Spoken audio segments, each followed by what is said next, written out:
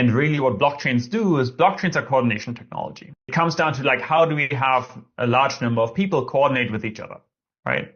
And so what this technology is really supposed to enable is to give a better technological substrate for people to coordinate with each other that is not as brittle. Because as soon as you have a single server somewhere, that is very brittle. That's a clear central point of attack. If you can build this as decentralized applications, that is actually going to be way safer going forward.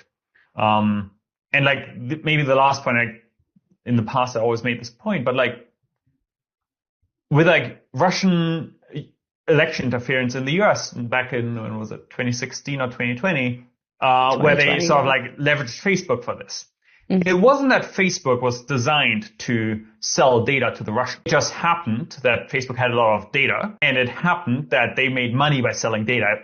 Their goal wasn't to sell to the Russians, right? Like this was not their express goal. It just happened that they ended up building an economic model where they wanted to sell a bunch of data. Right. But it's also very hard to design against this in general, because once you have a lot of data, you either have to protect it or you have to monetize it. And so what Anoma and a lot of the surrounding technology and the ecosystem is doing is allowing new forms of economics to appear, new forms of applications to appear, where you aren't faced with this problem of like, you don't have the centralized honeypot that you can either sell or that you need to protect. You can just build different kinds of applications so that you don't have this problem where you need to make a choice on, I need to filter all my buyers because my buyers may have nefarious intents, and this is actually very difficult to do at scale.